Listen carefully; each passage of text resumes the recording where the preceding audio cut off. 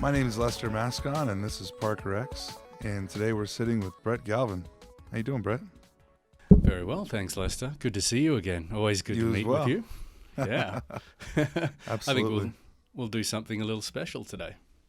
Yeah, I think this should be fun. But before we jump too far into it, I think we need to introduce you a little bit. You were, although you spent time in the American market, I don't think you really weren't out front as much as other people were. So No, that's right. Really in the let's, back end. yeah. So working as I guess with a large multinational in the parking technology space and working in a role that sort of crosses over between product management and sales, so commercializing and marketing, and working out the best fit for technology with the market at any one time. So that's an area I sort of started with early on in my career when I was valuing technology for startups as part of venture capital programs. So really interesting space. And then by happenstance, like with all of us, I ended up in parking. Parking has a range and a really broad depth of technology coming, going, a range of civil, a range of hardware aspects, which are all really interconnected and interesting. And it's captivated me basically for the past decade. It's taken me around the world to engagements in Europe, in Africa, in the US as well, and my home, Australia, obviously. So it's an interesting space. I work as a consultant now after a decade or more in the technology side, working with property investors, municipalities, with a data-driven, analytical process to form strategies around the use of parking technology. And we take a long view, and it's interesting work, and I'm hoping to impart some of that on your listeners here across the series. How did I start? I started with the Wilson Group here, which is Australia's largest management group in parking. They have around 200-300 locations here. And then it's taking me with you, obviously, Lester, out to the US. So we have an interesting history together. Absolutely. You know, I think I remember when you were working on the ticket list stuff there in Australia too. I mean, that was a really interesting project that you guys came up with. Yeah, locally I was a key player in that. In the initial realization of the ticketless parking concept, there was a lot of novelty around that concept, a lot of things that needed to be sorted out, and be brave enough to actually pursue it and make it a reality. So I was involved in the technology selection, some of the commercial coordination of the key players, and it's perhaps the most successful advancement in parking in this generation, especially in this country. A lot of the landmark shopping centre facilities now use that as their default approach to parking, particularly where paid parking has a free period, say 3 hours free. I do think that's where that's where the ticket list stuff fits in best, when you have that more enforcing rules versus the revenue collection side. Yeah, you're happy to sacrifice your revenue. Where you're happy to do that, to some degree, then you're willing to offset the usefulness, the usability of ticketless parking versus purely capturing revenue, controlling parking. And that flowed into what we did in the US as well. Yeah, look, I mean, working with you's always been a good time. You always made a huge difference in every team you were on. So happy to see you doing your own thing now. Great, It should be good for a lot of people. Yeah, it will be. And so to give you a profile of some of the things we're working on at the moment, PCI 4.0 compliance planning, defining revenue sharing between project partners, making sure the valuations are right, merging car parks and car park operations together, introducing controlled parking for the first time, how to navigate the issues that come up about that, parking guidance with and without access control, making that work, implementation of enforcement, smart meters and smart sensors in the ground. It's something that's taking off here, and I think the crest of that will occur in the US a lot more. phone apps, how to actually leverage phone apps. A lot of people have phone apps, but really aren't pushing them, optimizing them, making them work. There's really It always there's a felt like disconnect there. every time we did that sort of thing, that everybody wanted that. It was always in the specifications, but the actual usefulness of it was always very questionable. Yeah, there's a crossover there with the marketing team, with the IT team, with how you engage and monitor that solution. And it's a technical and sophisticated, complicated exchange where not everyone in the room gets it all the time. So you do need to spend a little time with the stakeholders to put a program together to see that come to full fruition. It's sort of half done. It really half works for some groups and doesn't work for all of them. And it really could be and can be a great entry point into the facility, and encourage that big data collection, loyalty planning, some of the things that are moving towards trends that are interesting over time, that will protect occupancy, that will generate loyalty, that will increase rates of attraction and loyalty. So interesting work. Yeah, By no all doubt. means, if people are interested, go and see ckconsulting.com.au. Nice. So Great. PCI 4.0. I mean, I know. Mm-hmm. I guess some other things we want to get to, but just a little, and we'll talk about it in more detail at some point. Sure. But a little teaser to what is that? What is PCI 4.0? PCI, obviously, it changes over time. They're capturing new aspects that are emerging, regulations, technology changes. So over time, elements like point-to-point encryption meant you could be outside of some PCI analysis to take a sort of a historical view. With PCI 4.0, they're looking at incorporating point-to-point encryption back into the range of things that are audited. So a range of little things that sort of, as technology moves and changes, they have to regulate that effectively. Sure. So we're also looking at obviously higher privacy and also higher levels of interaction with things like 5G, which are coming along. So how many networks you have now with 5G can multiply. The prediction is you'll have 5 times as many points, and potentially with Internet of Things you'll have maybe 100 different data points where you may have traditionally had 10. So we're looking at a significant uplift in the potential areas of and communication points that are vulnerable in effect. So that's really interesting space. And look, it's not for now, but it's on the horizon. We look at what the parking strategy will be out to 2035. It might seem like a long time, but it's really 1 or 2 cycles of vehicles. So your vehicle will update once or twice. So manufacturers are looking at that, what will be included in their feature set right now. The other interesting one for our time is 5G. They're looking at the penetration of that, critical penetration out to 2022, and then really a dominant penetration 2025. So if you have a look at the systems you're looking at today, you need to factor in the use of 5G, when that'll come online. Different countries will have different use cases and different technology rollout programs, but the US certainly, 2025 is a realistic time to look at what the Internet of Things will do for your car park.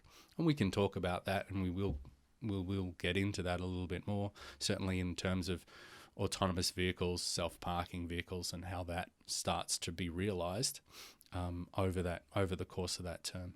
So really interesting things. I think what we want to do, I'd like to do, and I'd like to take with you, Lester, the series.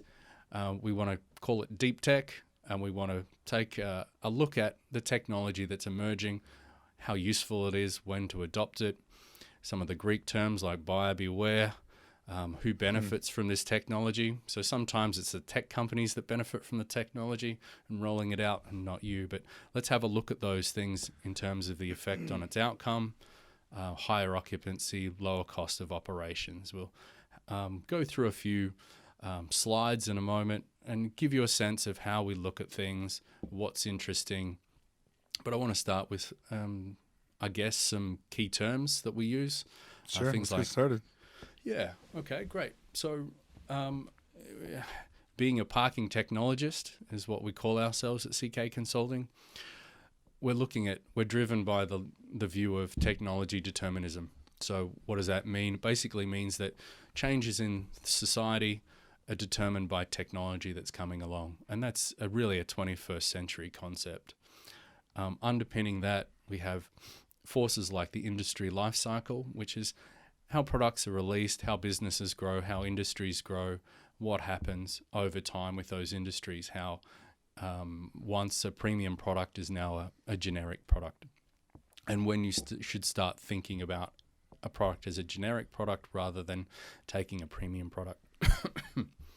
This also informs selections like whether you should double down and select a preferred provider at any one point, or whether you should select the best of breed partner at the time for that specific opportunity or issue or solution that you need. So that they're really interesting ways to look at it. Another way to look at things is as part of the before it hits the industry, you have a look at a hype cycle. So what technologies are, and this is a theory or a view that comes out of Gartner, a global technology firm. They talk about the hype cycle. So what is being hyped up at the moment? How close is it to being actually a thing? And will it ever get out of just being something that is a fad or a concept into something that's actually delivering value for you? So I'm definitely excited about things like 5G coming around, 'cause I think that's going to enable so many different things to happen, especially once all the latency goes away. But I did notice that my AT&T phone now says 5GE on it everywhere I go, but it doesn't seem any different. The best way is to test your speed. Yeah. If you're getting in speeds in excess of 100 up and down, then you're launching towards 5G. Each phone company will roll them out over time.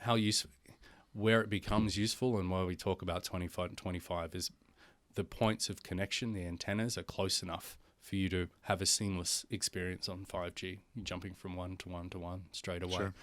Yep. And that's interesting technology because it'll become part of the car park infrastructure and that mesh. So having a look at those things, I'd like to sort of draw you towards some slides from some speeches and presentations that we've done. Really having a look at how you value the technology, the innovation or the trend, having a look through some strategic lenses as we go, some tipping points. There's a concept called absorptive capacity, which I started a doctorate in. And this talks to how quickly that organizations can learn and execute change. So if the organization isn't structured to accept the change, then they'll have a friction point. These will affect the outcomes, obviously, and specifically for parking, we're looking at occupancy and lowering costs of operation. We really want to focus on drivers there that make more money for the business and make it easier to operate. And we're looking at the alignment between the technology and the use. There's no point in having technology if no one uses it. If it's not right and you're not investing in the right things, it can critically affect the operation and obviously the use of your vehicle, of your car park.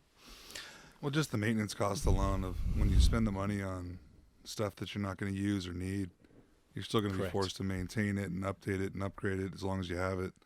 So the amount of money you're wasting can get compounded. Fundamentally, you're correct, and it happens on both sides. It happens on the supply side, developing innovations that never go anywhere. We see that a lot. A lot of product developments never lead to actual outcomes. Some custom developments never fully commercialized properly, where they obviously have universal appeal if correctly handled. But also knowing when to stop investing in R&D, trying not to be everything to everyone. You need to be brave enough as an organization and also as a buyer to say no. Sometimes the technology determination can look too attractive and you end up investing in things that really shouldn't be playing in, and that spins up money and stops you from spending where you should be spending. So definitely opportunity costs is a significant thing. So within within what we'd like to do with this series is really have a look at the state of the verticals. So what's happening in retail shopping, for instance, what's happening in airport parking, what's happening in the state of the management of those businesses, both on either side, the supply side and the buyer side.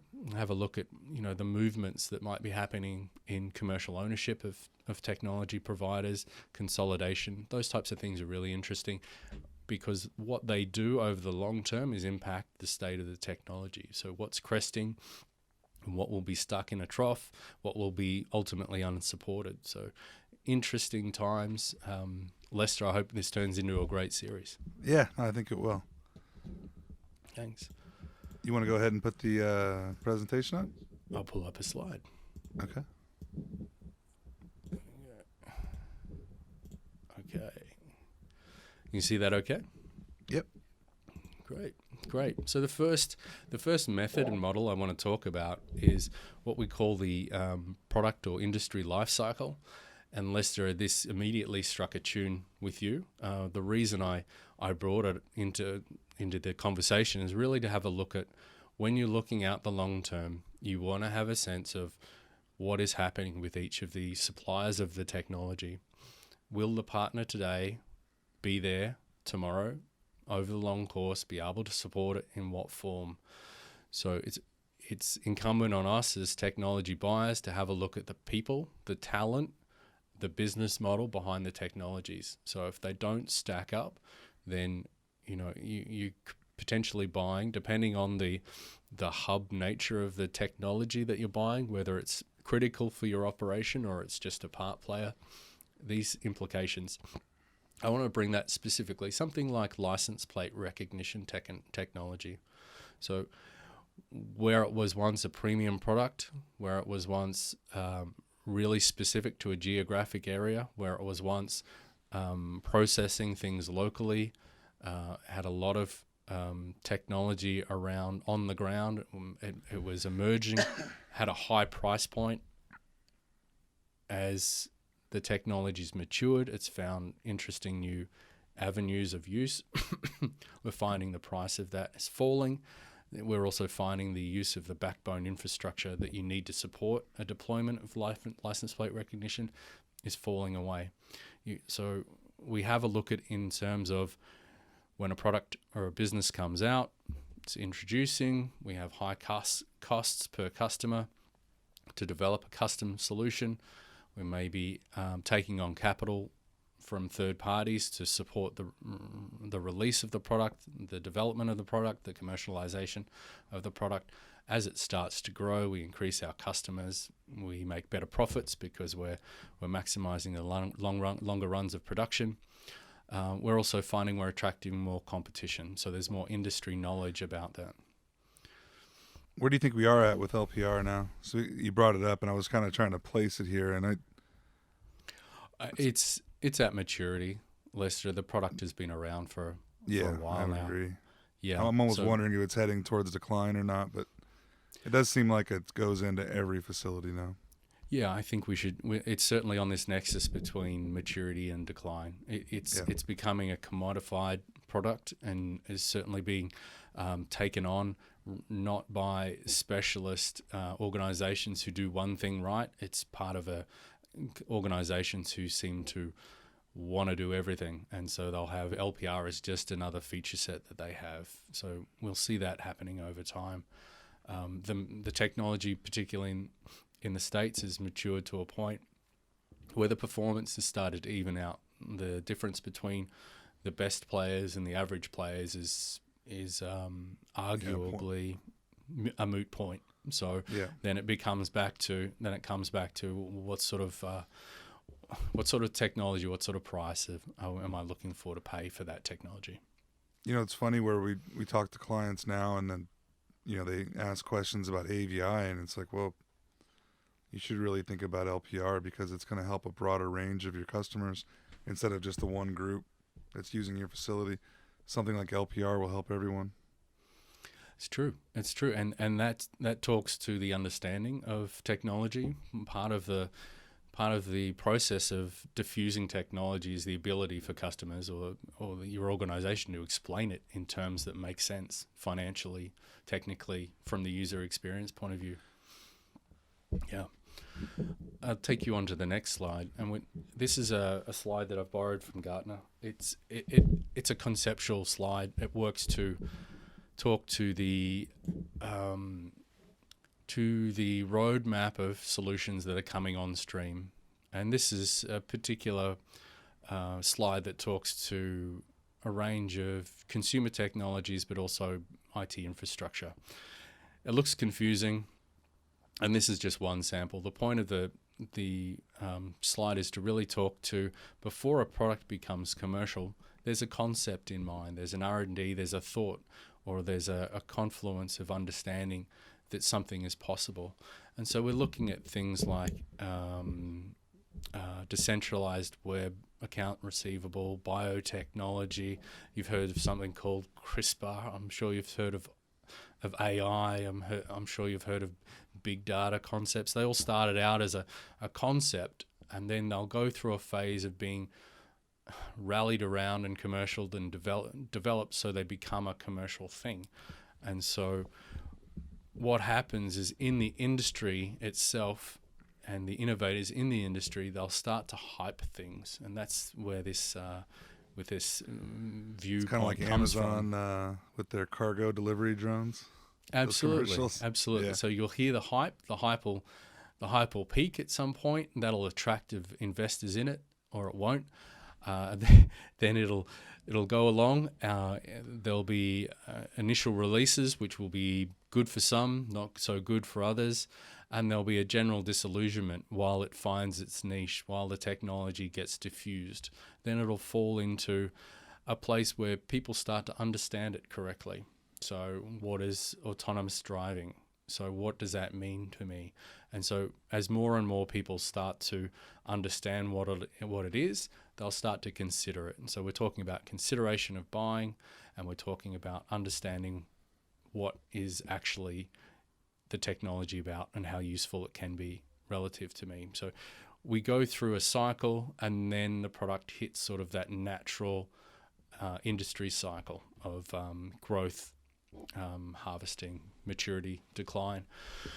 It's interesting. Autonomous driving vehicles, just to take this exemption, and this is just one slide, but there's 5 levels of autonomous vehicles. And Lester, we spoke about this a little offline before.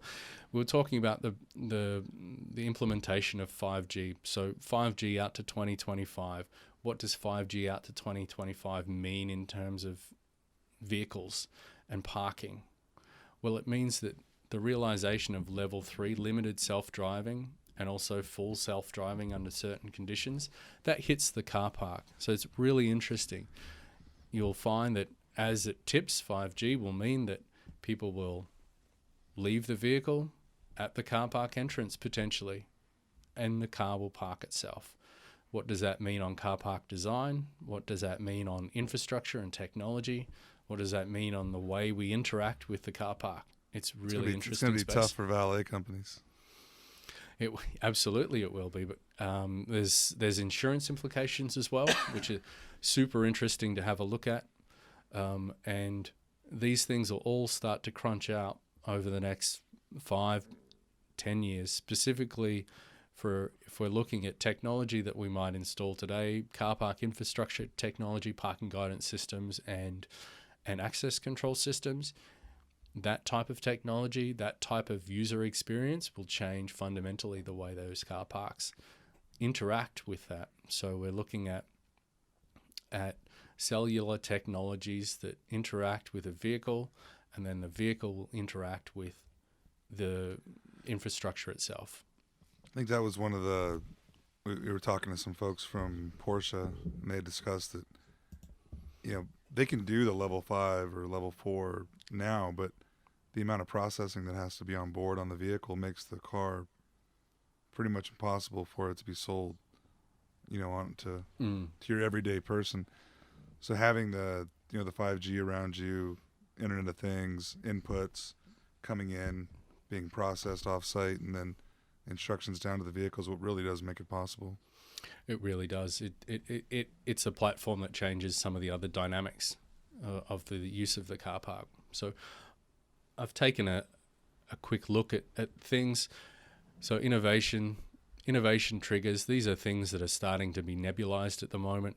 Peak of inflation, so this is where people are hyping these things up at the moment. Personification, blockchain, machine learning, you're hearing those as hyped words. Disillusionment, these are things that are sort of being slowly commercialized and getting to a point where they're tipping. So we're looking at Internet of Things, autonomous vehicles, apps everywhere, vehicle infrastructure, vehicle communications, predictive analytics, voice recognition, face recognition, which is a really interesting space, I think, in parking as well. Real-time tariffs, which I think is an enormous thing that will happen in the window that we're talking about here. So rates changing on an occupancy basis, and that being accepted as the form of how you would pay for your parking, and then obviously self-parking vehicles at the moment. And then we step into what's more present, what's real now. So understanding electronic vehicle charging, how to roll that out, how quickly to roll that out.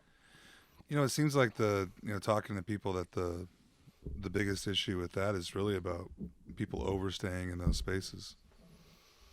That's right. The offset of overstaying in those spaces versus having every space be an EV charging point, and that being the point that you pay for your parking.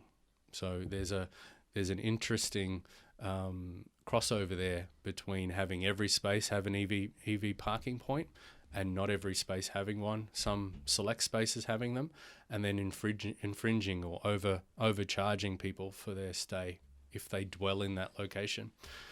There's a lot to that. The different, for want of a better term, the different ranges of EV charging. You can have different power levels that charge the car much faster, some that are a lot cheaper but charge the car a lot slower. So a choice between a slow charge of a unit that might be $2,000, which you could have on the majority of your spaces, or one that has a fast charge that might charge a vehicle appropriately in 15 minutes that might be 5 times the price. There's an interchange between that, and selecting the right ones is an interesting choice as well as over time. I was thinking about that the other day. When the electric vehicles start, becoming more mainstream, having a garage where, you've only have 10 EV spaces really isn't. No, it's not. You can't do it anymore, right? It's got to be, and you're going to need more power into the facilities. There's going to be lots of augmentation. It becomes a key part of how you select where you're going to park. So, yeah, no doubt. And in addition to that, offering electricity inside the car park, an EV charging station inside the car park, it requires infrastructure to get that electricity there. It does. And so there's thinking and planning around that. It's not a simple thing to just go ahead and stick in a charge point, particularly if you're going to put on a charge point across an entire level for staff.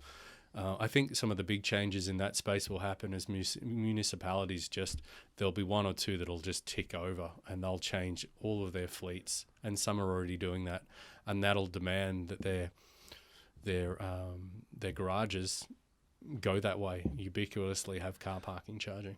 I think they're moving towards like 25% requirements in some cities when they're building new parking structures. 25% of the spaces have to have.